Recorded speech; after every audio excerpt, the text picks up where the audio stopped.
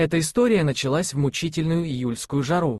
Котенок, высохший от жажды, тонкий как тряпочка, лежал на горячем асфальте. Он был уже не в силах поднять голову. Проходящая мимо женщина брезгливо пихнула его ногой, и котенок слабо застонал. 3 дня уже валяется, никак не сдохнет. Возмутились сидящие на лавочке в метре от него бабки. Я торопилась на работу, но увидев эту мерзкую сцену, не смогла пройти мимо.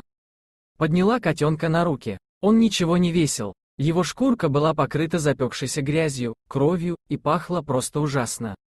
Голова свисала, котенок терял сознание. Котенок при виде воды очнулся и очень жадно пил, вылакав целое блюдечко. На еду сил не хватило. Я попросила его дожить до вечера и метнулась на работу, где, конечно же, получила выговор, но это было уже неважно.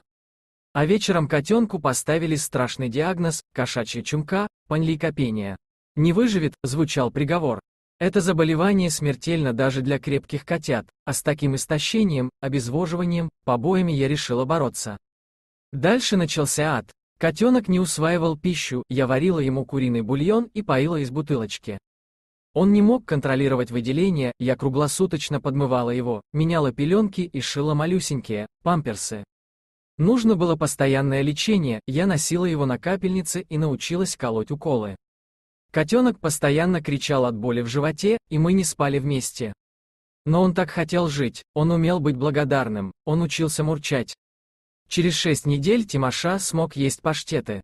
Мясо в доме к этому времени ел только он, так как лечение обошлось в 3 моих зарплаты, и на себя денег мне уже не хватало. Но тут пришла новая беда, котенка заживо пожирал подкожный клещ. По ощущениям эта боль так же мучительна, как пожар, который горит под кожей, не затихая ни на секунду, в течение долгих недель. Стало понятно, почему котенок так кричит сутки напролет. Врач очень осторожно подбирал препарат и дозу лекарства, чтобы не убить ослабленного малыша. Только на 2-м месяце адских мучений язвы начали потихоньку затягиваться. Мы отбили Тимошу у смерти. И он не забыл. Тимоша вырос нашим лучшим помощником. Он прекрасный охотник, но не убийца. Чтобы сохранить нам урожай, Тимоша научился выкапывать кротов и медведок из земли, а потом звать моего отца, чтобы он их забрал. Да-да, в силу нашего биологического образования мы даже кротов не убиваем, а выпускаем подальше на заброшенное поле.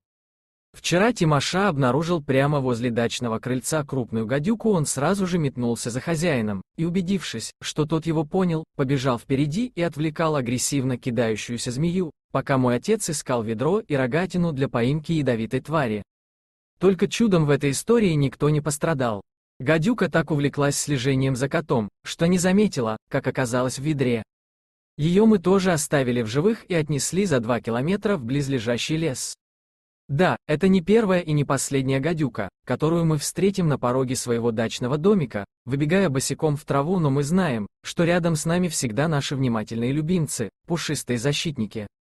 Спасибо за просмотр. Если вам понравился видеоролик, то подпишитесь на наш канал, а также поделитесь этим видеороликом со своими друзьями и знакомыми.